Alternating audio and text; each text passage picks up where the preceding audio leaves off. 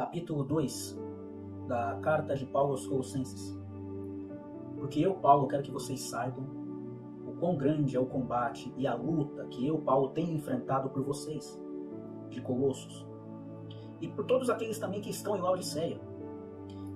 E quantos não viram o meu rosto em carne e não me conheceram pessoalmente, por eles eu luto. Por todos eles eu luto. Paulo provavelmente escreveu isso aqui, essa carta, enquanto estava na prisão, e já falando o quão grande era a luta e o combate e as adversidades que ele tem enfrentado pelos colossenses, pelos de Laodiceia. Eu, Paulo, luto para que o evangelho seja disseminado na cidade de vocês, na região de vocês, e que vocês sejam consolados através da palavra do Deus vivo, da verdadeira palavra.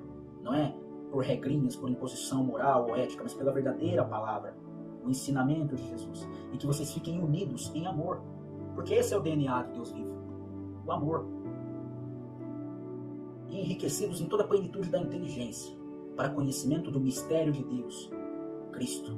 Nele é onde está revelado o mistério de Deus, qual profetas já mencionaram, previram, e em Cristo foi revelado quando nasceu da Virgem Maria, cresceu, andou por aquela região, foi crucificado, carregou nele os nossos pecados e ressuscitou no terceiro dia. É um absurdo, é uma maluquice, mas é a loucura de Deus maior do que a sabedoria humana. E é em Cristo em que está escondido todos os tesouros da sabedoria e da ciência. Jesus é o foco. Nessa carta inteira, Paulo está deixando claro, tanto no capítulo 1, 2, 3 e 4, Jesus é o foco, Jesus é o centro, Jesus é o cerne, é a base para a fé daquele que crê em Deus. Um cristão que não é igual a Cristo, que não tem Jesus como seu foco principal, não é um cristão. Pode ser qualquer outro sujeito, mas não é um cristão. Porque é em Cristo em que está escondido todos os tesouros da sabedoria e da ciência. E eu digo isto para que ninguém vos engane com palavras persuasivas, para que ninguém venha com falsos evangelhos, com falsas ideias, tentando enganar vocês, tirando vocês do caminho certo e fazendo vocês seguirem doutrinas, liturgias, regrinhas aqui, moral ali, ética aqui, esquecer que Jesus é o principal. É por isso que eu coloco Jesus como a pedra principal. É por isso que eu ponho Jesus como caminho, como verdade, como a vida. É por isso que eu escrevo essa carta exaltando a Cristo acima de todas as coisas. Porque ainda que eu esteja ausente de vocês, ainda que eu, Paulo, esteja aqui na cadeia, escrevendo de longe, ausente do corpo, geograficamente distante, em espírito, eu, Paulo, estou com vocês de Colossenses.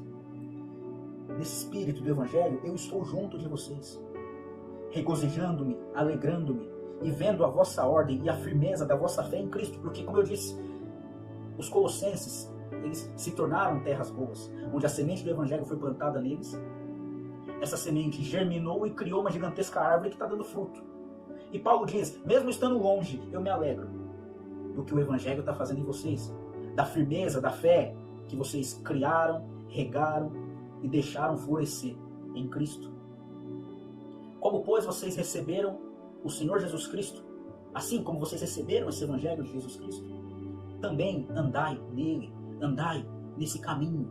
Jesus disse, eu sou o caminho, a verdade e a vida. E Paulo está falando, ande nele. Assim como esse Evangelho foi repassado para vocês, boa nova, Evangelho significa boa nova, assim como essa boa nova, essa boa notícia da salvação, da redenção dos seres humanos, foi repassada a vocês, andai nesse caminho. Pisai os mesmos passos que Jesus pisou. Sejam arraigados, ou seja, crie raízes em Cristo, porque Ele tem que ser o cerne, o foco, o centro. E sejam sobreedificados nele. Faça a sua edificação nessa rocha firme que aguenta qualquer construção. Construa a sua fé e a sua vida nele. E sejam confirmados na fé, assim como vocês foram ensinados na simplicidade do Evangelho. Crie raízes nele. Faça a sua construção nele. Confirmem a sua fé nele. E abundando sempre em graça, em ação de graças. Ou seja, sejam gratos pela misericórdia do Deus vivo, que amou o mundo de tal maneira e entregou o seu Filho, de graça por graça, agradeça a Deus, pois sem direito algum, Ele fez por você o que você não tinha merecimento de receber. Mas tenham cuidado, é o alerta de Paulo para os colossenses que vale para todas as gerações até hoje. tenham cuidado, para que ninguém vos engane, nem vos faça por presa, por meio de filosofias ou vãs sutilezas. Ideias essas, enxertos esses, enganos esses, que são tradições humanas, que são rudimentos do mundo, mas não são segundo o Evangelho de Cristo. Por que Paulo toma esse foco? Porque isso acontecia na igreja de Colossos e acontece hoje, onde aparece gente de todos os lugares desse planeta, de todos os confins dessa terra, querendo enxertar coisas que não tem no Evangelho, querendo inventar doutrinas, regras, proibições, ética e moral, querendo enfiar tudo o que for possível dentro do Evangelho, mas essas coisas que eles tentam enxertar não tem nada a ver com a essência de Cristo. Então Paulo diz, não deixa com que ninguém te faça por presa, não deixa com que ninguém venha apresentar filosofias para vocês, vãs sutilezas, argumentos bonitos, ideias que quando você ouve você fala, nossa, tem todo sentido, mas quando você bate essa ideia com Cristo, você vê que não tem nada a ver com ele, que isso é apenas tradição humana, que isso é invenção humana, que é passada à frente sob o pretexto de ser coisa de Deus. Inventam as maiores regras e falam, isso é ensino de Deus, isso é princípio de Deus, isso é ordenança divina. Quando na verdade a criação do homem só serve para o homem, só tem valor para o homem, diante de Deus isso não tem fundamento nenhum, não tem valor nenhum. Mas o foco tem que ser Cristo. Se não for segundo a Cristo, então não é Evangelho. Não interessa o cargo que o sujeito que disse tenha, não interessa a escolaridade, não interessa aonde ele está, o quanto ele tem ou não tem, se não for segundo o ensino, o andar, o viver e o falar de Cristo, então não é Evangelho. Não é Evangelho. Paulo já estava dizendo isso para o povo daquela época, para os colossenses naquela época. Tome cuidado para que ninguém venha com palavras persuasivas, com regrinhas, com invenções que só valem para a tradição dos homens, mas não tem a ver com o rudimento, com a palavra, com o ensinamento de Cristo. E como é que você vai tomar esse cuidado? É colocando Jesus como foco, como principal, como a pedra angular que edifica toda a tua casa, como a terra onde você finca as raízes. Assim você não vai ser enganado. E por que Jesus tem que ser o foco? Porque é nele que habita corporalmente toda a plenitude da divindade. Deus inteiro cabe em Jesus. É o que Paulo está dizendo. O todo de Deus está em Jesus. Tudo que você precisa saber, viver, fazer, está em Cristo. Está em Cristo. Tenha ele como foco, então você não vai ser enganado pela tradição do homem. Só é evangelho aquilo que tem a ver com Cristo. Se não tiver a ver com Cristo, não é evangelho. Não importa quem fala. Ponto. E é o que Paulo está dizendo para eles. Em Jesus habita corporalmente toda a plenitude da divindade. Jesus é Deus e em Jesus cabe todo Deus. E aquilo que não entrar em Jesus, que não tiver a ver com Jesus, você descarta. Não interessa quem falou. Você descarta. Você descarta. Se não tiver de acordo com o ensino de Jesus, e em Jesus você tem o evangelho falado, vivido, pensado, ele é o cerne da sua vida. É o seu caminho, a sua verdade. A sua vida. A não ser que você não creia. Em Jesus você está perfeito nele. E ele, Jesus, é a cabeça de todo principado e potestade. No qual, em Jesus, vocês também estão circuncidados. E essa circuncisão não é aquela circuncisão feita pela mão do homem, igual faziam-se nos seus antepassados. Paulo está escrevendo para a igreja de Colossos. Essa circuncisão não é uma circuncisão de carne, onde corta um pedaço do corpo, mas é a circuncisão de Cristo, onde você arranca de ti a tua velha criatura e deixa entrar a nova criatura. Renasce um novo ser. O antigo eu é arrancado e vem um coração segundo o coração de Deus. Quando eu entrego a minha vida para Ele, já não é mais uma circuncisão cortando um pedaço da pele, mas é arrancando o espírito mal que habitava em mim, dando espaço para que o Espírito de Deus cresça e eu diminua, e Ele apareça e eu me constranja na graça, no amor e na glória da presença do Deus vivo em mim. Sendo vocês sepultados com Ele no batismo, nele também vocês serão ressuscitados pela fé no poder de Deus, que ressuscitou Jesus dos mortos. Quando você entrega a sua vida para Jesus, e aí vem o rito do batismo, quando você desce nas águas, você morre com Cristo. Quando você sobe das águas, ressuscitado, junto com Cristo, você também é. A sua nova criatura foi-se embora. Você veio dos mortos e nasce em um novo ser, como dizia em Romanos 8, aquele que está em Cristo, nova criatura é. Nova criatura é. E vocês, colossenses, quando vocês estavam mortos nos pecados e na incircuncisão da vossa carne, Deus vivificou vocês juntamente com Jesus. Porque aquela obra da cruz não veio para nos envergonhar, para nos desmerecer, para nos humilhar.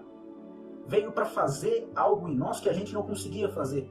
Então, mesmo estando nós incircuncisos, mortos no nosso pecado, Deus sacrificou o seu cordeiro para que os nossos pecados fossem cravados com ele na cruz. E esse cordeiro foi vivificado, ressuscitado, e eu sou ressuscitado com ele, na obra dele, entregando a minha vida para ele, enquanto eu creio na obra feita em Deus Filho, plano elaborado pelo Deus Pai, e os dois são um só, perdoando todas as ofensas que nós praticamos um dia contra os homens, contra Deus. Pela graça fomos justificados. Havendo em Jesus, houve por ser riscado toda cédula, todo o escrito de dívida, a conta que eu não conseguia pagar, de todos os pecados que eu cometi desde o meu nascimento até o meu último dia de vida, foi riscado. Foi riscado todo o livro de dívida que me acusava, que me condenava, que era contra nós nas suas ordenanças. Isso vale para os colossenses, isso vale para todos aqueles que um dia entregaram sua vida para Cristo. Aquele que entregou a vida para Jesus pode ter certeza que o seu livro de pecados foi riscado. Aquele livro que era contra nós, pelas suas ordenanças, que nos acusava, foi riscado.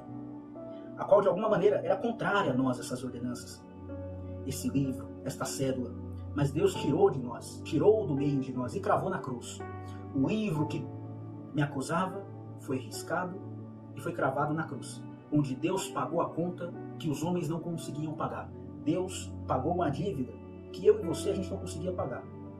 E despojando os principados e potestades, os expôs publicamente, e deles triunfou em si mesmo. A obra dele foi um triunfo de Deus manifesto aos homens. Portanto, por que Paulo está tocando nesse assunto? Que na igreja de Colossos, muitos tentavam, começou a aparecer um pessoal que ficavam tentando enxertar coisas no Evangelho. Paulo vem e escreveu uma carta exaltando a divindade de Cristo, exaltando a verdade de Cristo, exaltando Jesus como foco principal. Portanto, quando você tem Jesus como foco principal, não deixe que ninguém julgue você pelo comer, ou pelo beber, ou por causa dos dias que você comemora ou não comemora, ou por causa da lua nova, lua cheia, lua minguante, ou por causa do sábado ou do domingo, se você guarda ou não guarda. Todas essas coisas, no capítulo do versículo 17, todas essas coisas são sombras das coisas futuras. Mas o corpo, a realidade, está em Cristo, é Cristo. A sombra é só uma retratação mal feita daquilo que é real. Jesus é o real. Não percam tempo com as sombras. E o que é sombra? Comer, não comer, beber, não beber, comemoro, não comemoro, guardo, não guardo. Tudo isso é sombra, essas regrinhas de tradição humana, tudo isso é sombra. Mas o corpo é de Cristo. A sombra só vale aqui para nós, de homem para homem, de tradição de homens que vão circulando entre os homens, e de geração em geração vai mudando, mas o corpo é de Cristo. Então não se deixe ser subjugado, ser afrontado pelo que você come ou deixa de comer, pelo que você bebe ou deixa de beber, se você comemora ou não comemora tal data. Tudo isso é sombra. E ninguém vos domine a seu bel prazer, sob o pretexto de humildade ou de culto dos anjos, que tinha gente que queria até inserir culto aos anjos, devoção a anjos lá na igreja de Colossos. E que essas pessoas vêm metendo-se em coisas que não viu, não vivenciaram, mas vêm de nariz empinado querendo ensinar um evangelho superior, um evangelho mais santo, quando na verdade tem muitas regras humanas sob o pretexto de ser coisa divina, metendo-se em coisas que não viram, estando de balde inchado, barriga cheia na sua compreensão carnal, e eles acham que é uma compreensão espiritual. E Paulo está falando, não se deixe enganar por isso, não se deixe dominar por isso, não importa o cargo, a aparência, não importa quão bonita é a retórica, não se deixe enganar por isso. A compreensão deles, o ensino deles é carnal. Eles não estão ligados à cabeça, que é Cristo. Essa cabeça, da qual todo o corpo que for ligado a ela, provido e organizado pelas juntas e ligaduras, esse corpo vai crescendo e aumentando em Deus, crescendo e sendo edificado em Deus. Agora, se esse ensino, se essas invenções, se essas teologias que vão tentando enxertar no Evangelho não tiver a mesma aparência que Cristo, não é Evangelho de Cristo. É qualquer outra coisa, mas não é Evangelho de Cristo. Se, pois, aqui Paulo pergunta, se, pois, vocês estão mortos com Cristo, se você entregou sua vida a Cristo, nova criatura é. E se você morreu com Cristo naquela cruz, você também morreu contra os rudimentos desse mundo, as bobagens desse mundo, as impurezas desse mundo. Se você está morto com Cristo, por que você deixa que carreguem as costas de vocês com várias ordenanças, como se vocês fossem pessoas do mundo? Se você entregou a tua vida para Cristo, por que você deixa que apareça gente de todo lugar e fiquem enchendo as suas costas de regras, de tradições, de proibições, enxertando coisas no evangelho que não tem, e você se sente mal por não cumprir o que a outra pessoa está falando, porque se você não fizer o que ele está ensinando, ele vai dizer que você não está obedecendo a palavra de Deus. Eles pegam uma tradição humana, pinta, coloca o nome de Deus para certificar que seja coisa de Deus, e eles tentam fazer você engolir. Mas Paulo está dizendo, se você morreu e entregou sua vida para Cristo, se você morreu para as coisas desse mundo, por que você deixa que carreguem as suas costas de ordenanças, de regras, de tradições, de invenções, como se você fosse uma pessoa do mundo? Se você morreu com Cristo, as coisas do mundo já não têm mais valor, então a tradição humana só vale para os homens. A vida com Cristo é mais essencial que isso, é superior a isso, é maior do que isso. Por que então você deixa que carreguem as costas de vocês com regras tais como não toques, não proves, não manuseies? Quando você morre para as coisas desse mundo e passa a viver com Cristo, não é mais proibido fazer, não é mais não possa tocar, não possa comer, não possa guardar, não possa provar. Não é mais eu não posso, porque você não vive mais debaixo de uma proibição. Quando você morre com Cristo, o teu discernimento é: tudo me é lícito, posso tudo, mas nem tudo me convém. Eu não vou fazer tudo, porque não me convém fazer tudo. Tudo me é lícito, mas nem tudo me edifica. Não vou fazer tudo, porque nem todas as coisas vão edificar em mim, não vão causar um crescimento em mim. Tudo me é lícito, mas eu não vou deixar ser dominado por nenhuma dessas coisas. Ou seja, eu posso fazer tudo, mas eu não vou deixar com que nada venha a tomar controle de mim. Nada venha a me subjugar como servo. Então não se trata mais de proibido, não pode, pode. Não é mais essa a questão. Quem morreu com Cristo passou já dessa fase. Quem morreu e entregou sua vida para Cristo, morreu com Cristo para as coisas desse mundo. Não se trata mais de pode ou não pode. É o discernimento espiritual do me convém ou não convém. Me edifica ou não me edifica. Posso fazer, mas não vou deixar me dominar. Essa é a base.